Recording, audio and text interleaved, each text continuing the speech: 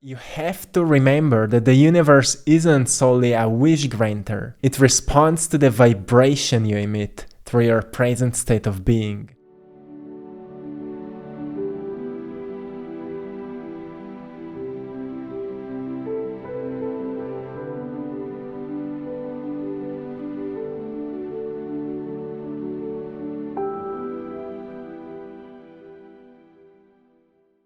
Hey my friends, welcome back to a new video.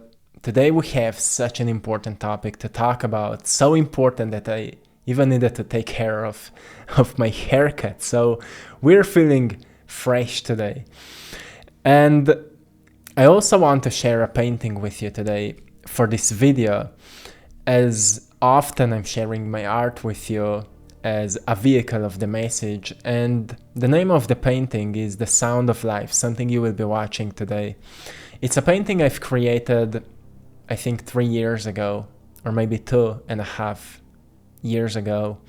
The original was sold, the prints were sold out, but it is an interesting one, and it's quite connected with today's message. The whole message of the painting represents the melody of the heart, which deep inside talks about the feeling, the power of feeling. And if we study ancient traditions, we notice that those ancient tribes, those ancient indigenous people, they were not talking about emotions as we talk today. If, for example, we go into Native American traditions, we recognize that they were talking about prayer, they were talking about feeling, because they knew that emotions are just a part of this body. They are the byproduct of what happens in the mind, but feeling is what comes from the soul, feeling is what comes from the heart. And that's why it's so important to stay connected with the feeling and to be in tune with what your heart has to say. And that's something we want to touch today. And we'll also touch finances, as it is such an important topic, especially at these times where people are wondering like how to get to higher levels, how to level up, how to ascend, the fifth dimension and all of that. And what I've discovered in my life is that we truly can't level up if we are not being able to face with the darkness, if we're not being able to move through our own shadows and learn to organize our lives the way that we are able to go through it. And darkness is everything that sparks fear. And most people hold a strong fear around money. And you may say, well, money doesn't matter. But in this matrix system, we need money to buy food, to buy shelter, roof above your head, clothes, everything. So as a part of the spiritual evolution, we also need to learn to master how to organize knowledge in a practical terms. So we are able to turn an idea into a passionate project that can become helpful in society and can in return bring us the fruits of our efforts in a sense of money. And that's how we are able then to step outside of the matrix, look at it objectively, and then get back into it and see how to change the core of it. That is the great big deal of all the transformation that we are looking at right now, as the world is changing, as everything is in the state of metamorphosis. Everything is transforming, transitioning. We have to look at it as a great opportunity for us to discover our potential that can help this process to speed up, to evolve faster. So I've shared today on our Instagram community a quick message that was that sparked a great sense of inspiration, and I said, well, we have to talk about this today. And usually those messages are quite simple, and then we dive deeper here on YouTube. So today's message goes like that. When envisioning your future, avoid dwelling on mere wishes and hopes. Such thoughts carry low energy, emphasizing lack and disconnection. Instead, empower yourself by viewing your future with confidence, determination, and profound gratitude for all that you're about to manifest in your life. By doing so, you tap into a higher energy of connection, abundance, and trust. And if we go further, you have to remember that the universe isn't solely a wish granter. It responds to the vibration you emit through your present state of being. If you embrace this understanding and work on elevating your frequency, you will start noticing that every time you elevate your frequency, you also connect to a higher mindset, you connect to greater ideas. And ideas are not just spontaneous, they came to you because your frequency matches to the frequency of those ideas. And what's the importance of that? Well, when you have a vision of a certain reality you want to live in, that reality can only start with an idea. And when you grab an idea with an intense interest because you want to make something out of it, you will write it down or you will look at it objectively and you will think, well, how can I implement it? What can I do with it? For example, often, I know in my past, I was wondering, well, how to level up my finances. Because back at that time I was quite broke and I said, well, I can't thrive if I can't manage my money well. And suddenly the right book found me. The Richest Man in Babylon found me. A great book, a really great book. If you're struggling with finances, you have a stream of income and you always spend everything, that's a great book to read. It reminded me of the importance of putting something aside. And as I've started doing that, eventually after years I've started gaining some money aside, and at some point I was able to invest it into something. Sometimes I bought certain things and then sold them for more money and things like that. So I've started to learn, how to work with everything. And we need to learn to work with it, because everything is energy. You've heard money is energy, but more important, because that statement doesn't tell us much. But if we recognize, well, money is a byproduct of our ability to organize knowledge and eventually actions. And then our ability to stay consistent to those organized plans, to build new habits. That's how we start making money. And we can't be lazy and hope that things will change. We can go higher and demand the change. We start asking the universe, not that it will solve our problems, but that it will bring us the right ideas so we can become the solution for our problems. And that is much more powerful than just hoping and wishing that things will change. We have to become the change. We've come here, we've chosen to come here to learn, to gather information from everything that is happening. And as we are gathering information, we start to learn how something works. We recognize, well, this system that we are living in is not quite righteous. It's not fair for many people. And as we see that we experience a sense of hurt, right? And often people want to escape from that, and that's why we usually start seeking spiritual knowledge, because we don't like the dense energy of the system. But actually it's okay to feel the pain, because that pain may spark an interest to find a solution for what is happening. So we all find those things for a reason, and that reason can be only discovered through your inner work. Like, why I've been born in this kind of an environment, why I needed to go through all those traumas, what I needed to learn, and what kinda can grow out of it if I become the greatest version of myself. What kind of solutions can I bring based on my past experiences to this world that can shift everything in this reality so those things stop repeating. So it brings us to an understanding that we need to learn from our past so we stop repeating the same cycles, right? But we have to go beyond wishing and hoping. Because I see so many people are writing, I hope and I pray that my life will change, that the solutions will come. But you know, as in any native tribe, we recognize that the power of prayer was understood much differently than religion made it to be. They had faith, but they had no religion. And there's a huge reason behind it. They knew that faith helps us to follow certain order that is most probably beyond our comprehension sometimes. We have universal laws like law of attraction, like as above, so below. We have universal laws that are governing everything that's happening around us. Everything is flowing, everything is changing. Those are universal laws.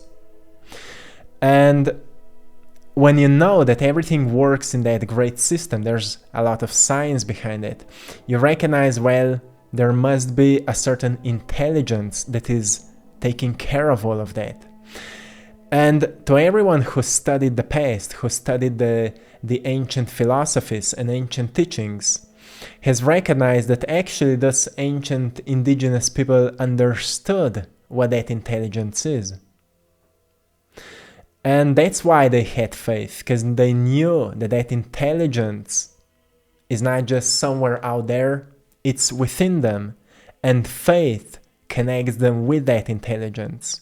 So they didn't need a religion for that. They didn't need buildings to go somewhere to pray, because they knew that their bodies are their temples. And that's what we forgot in these modern times. And we need to remind ourselves once again that your body is your temple.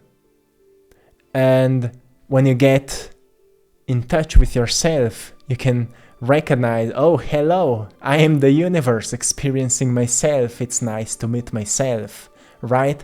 And once you recognize that, you notice that something awakens within you. A sense of power awakens within you. You're not powerless anymore. Now you begin to awaken to your own power that kinda reminds you that you are here to create, not just to be influenced. You're here to create and to use your senses to observe, to learn, and to improve what needs to be improved. And once you recognize that, you will start looking at everything much differently. You will notice, well, if my current situation is not how I would like it to be, let's see what kind of knowledge am I missing. And when you recognize what kind of knowledge am I missing, you start setting questions.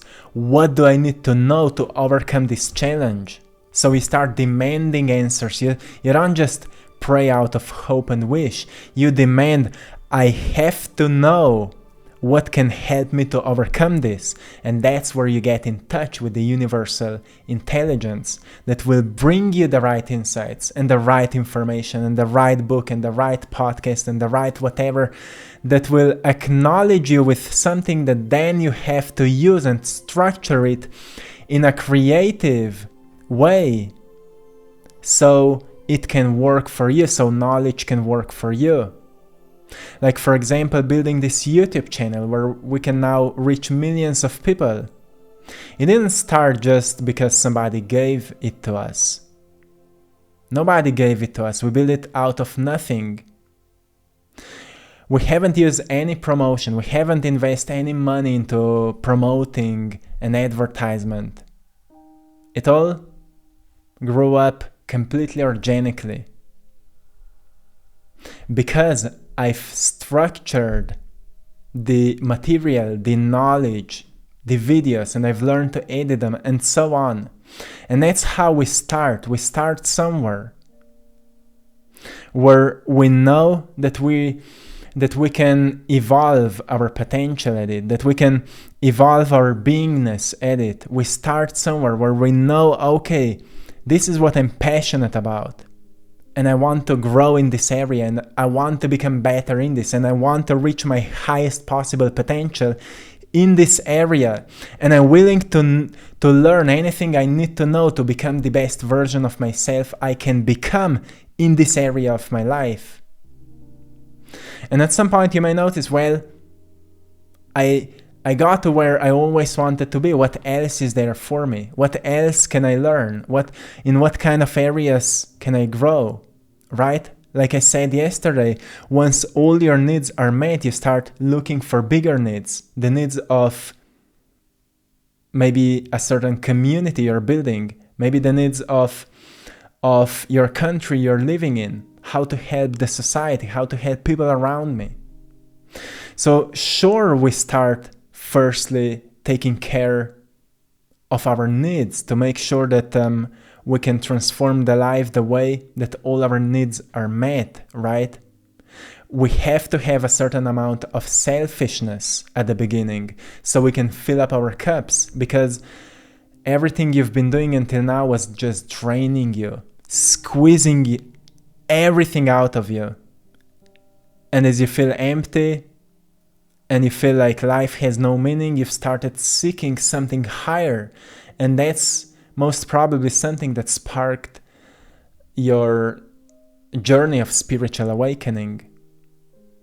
And then you go, let's say, studying something higher knowledge that reminds you of who you truly are, and then you need to get back into maybe miserable self and use what you've learned and open up and fill up your cup of life with self-care, with anything you need. That's the point where you have to ask your heart, what do I need at this point? For myself, to feel loved, to feel good about myself, to feel accepted by myself, to feel worthy, to feel anything I want to feel. What do I need so I can fully love myself? What do I need? And you will notice, well, you need to sleep. You need to meditate. You need to eat well. You need to, whatever you will notice. You need to go outside and hug some trees, whatever will be, whatever will come to you. But you will notice those things are important. You have to fill up your cup firstly. So then you can pour some of this love to somebody else, right? And that's where you will be then able to say no when certain people come to you and say, you're wasting your time, what you're doing, and so on. Some people will try to rob you of your beautiful energy, and you will say, I don't need you. Thank you, but I don't need you, right? You have to fill up your cup. And for that, you have to build a certain sense of selfishness. And I will tell you why is it important. It's a part of the ego, and the ego is expanding. Ego is not bad when we learn to moderate it, when we learn the importance of it. Ego is just an expression of the universe expressing itself in an individual being. So when you start expanding your ego, you recognize, well, my family is a part of myself. My family of humanity is a part of myself. All animals, plants, minerals, everything, all the nature is a part of myself. And then we expand further. Oh, all this universe, all the stars, all the planets, the solar system, it's all part of myself. All the galaxies, solar system, other universes, it's all a part of myself. And that's how we expand ego until we unite once again with everything. But it's a whole process, and there's a saying, you can speed up the evolution, but you can't skip it. Which means that you then need to get back to yourself here in this physical form and go through steps of evolution in anything that needs to evolve in your life. Anything that's not sustainable anymore, anything that's not working for you anymore. Now it's time to look at it and see, okay, how can I transform this part of myself? You can't skip it. When you say, well, I don't care about money, I will just spiritually evolve, it means that you are trying to skip an importance of your life that is a cause of a huge struggle, and you can't do it. You have to learn to manage it. Because if you say no to it, you say no to lessons that this wonderful life has offered to you. And when you say no to lessons, it's like saying, I am not worthy of evolving. I am not worthy of evolution. And that's why people come back. That's the reason why we reincarnate again and go through same cycles. Because at some point we said no to lessons because they were hard. And yes, certain lessons are hard. But if we learn to take care of our cup of life, right, and managing our self-care, it's then much easier to get back to a certain part of our lives that may be causing struggles and look at them objectively and see what we need to study and work with the universal powers that are bringing us anything we need to know when we start demanding what kind of knowledge is necessary at this point of our evolution, so we can get to it, learn it, study it, and then put it into practice and structure it the way that works for us and build new habits out of it and make the results that will transform this area of our lives. And that is an important link to manifestation. Law of attraction will help you so much on this journey, because once you raise your frequency and you express gratitude for the things that are about to find you, the right things will find you, but often they find you in sense of ideas. And sometimes they come through people, sometimes they come through movies. When an idea inspires you, and sometimes you just ignore it, if you would grab it, you would most probably build something truly incredible out of it. So my friends, I hope you found something valuable today. Most probably we'll talk much more about all of that.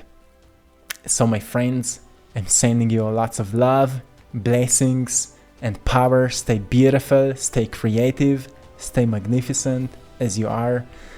And till next time, one love.